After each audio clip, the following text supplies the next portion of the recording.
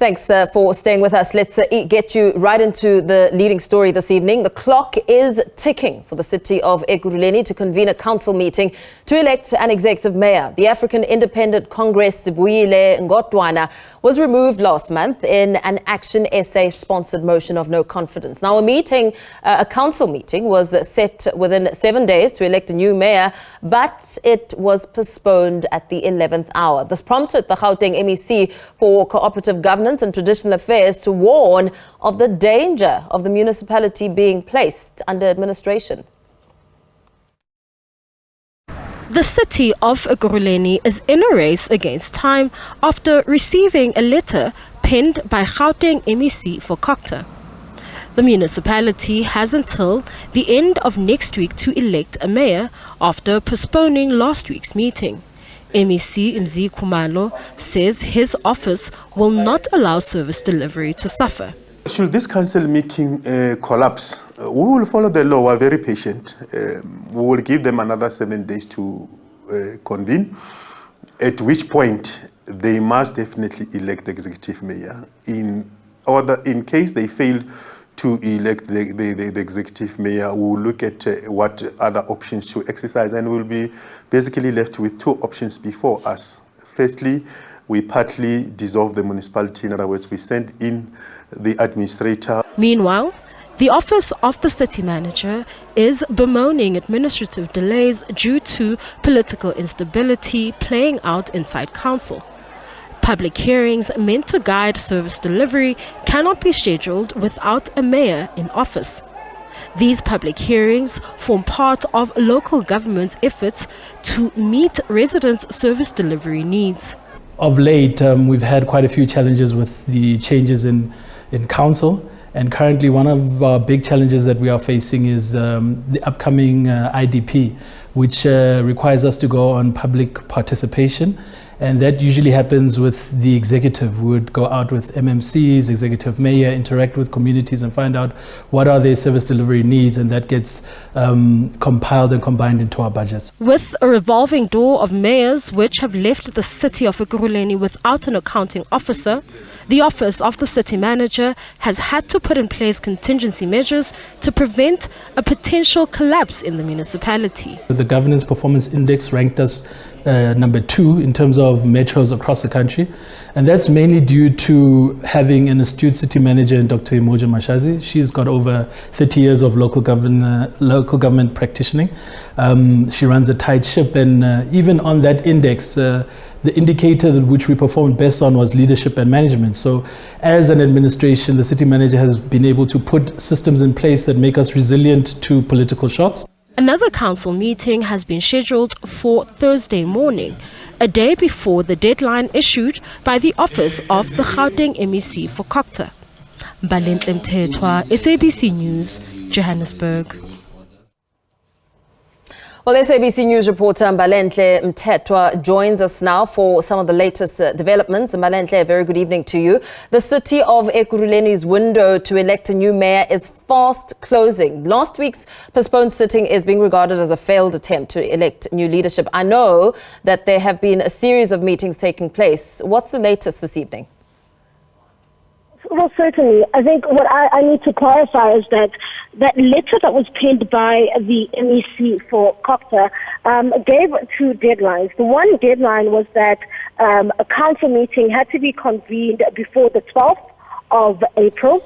And the other one is that, it was a warning about the fact that they have 21 days after the removal of the mayor, which obviously lapses next week. So these are the 2 deadlines. So they have until next week, but the first council meeting was scheduled just before that deadline, the first deadline that was given by the office of the MEC for Cocta. And that's what we're going to be seeing tomorrow. We are going to be seeing council sitting. If there is no postponement at the 11th hour, like we saw last week, where the postponement, actually a notification of the postponement came in the wee hours or the early hours of the morning when a council was intended to sit. Now, we do understand that there are meetings that are ongoing between the ANC and the EFF, as well as the Super 7, and well, it's minority parties known as the Super 7. They got the name when they brought forward that no confidence motion in the former mayor, Tanya Campbell, who was later removed and replaced by another minority party candidate, the AIC's Sivuyile Ngotwana. We know that a lot has been said about how a fight over power is now the real reason why Ekurhuleni has no mayor and no executive. This, of course, would point to a lot at the working agreement between the ANC, the EFF, and the smaller parties being in clashes between the established parties.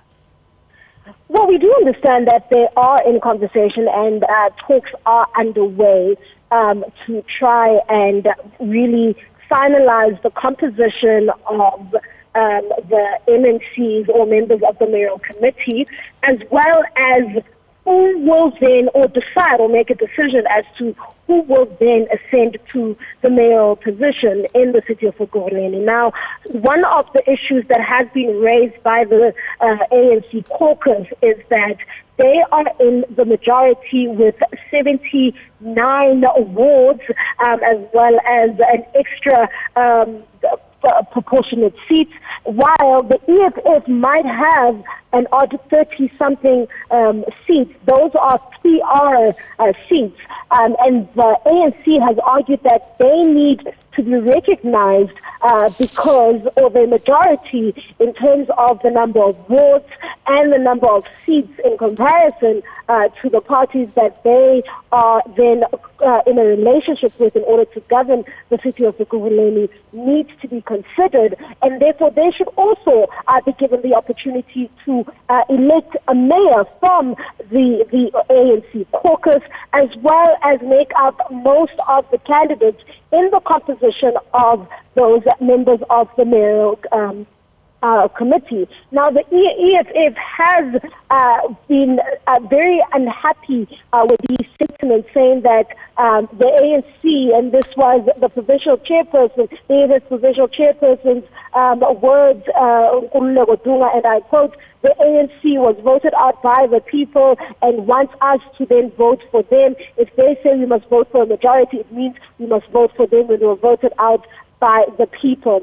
But the ANC remains, the ANC's argument that they have the most wards. Now, the parties with wards in Ekurhuleni are the ANC, the DA, as well as the Patriotic Alliance, while the other parties are proportionate representatives in the city of Ekurhuleni. Now, that is at the heart of the arguments and the conversations that are happening behind closed doors, where the ANC's majority, where the ANC is seeking for parties to recognize that even though they do not have 50+1, they still make up majority of seats in the city of Ekurhuleni. Yeah, very well. Thank you so much for that update. We'll leave it there for now. SABC News reporter Mbalenhle Mthethwa keeping a very close eye on these developments as the series of meetings is taking place.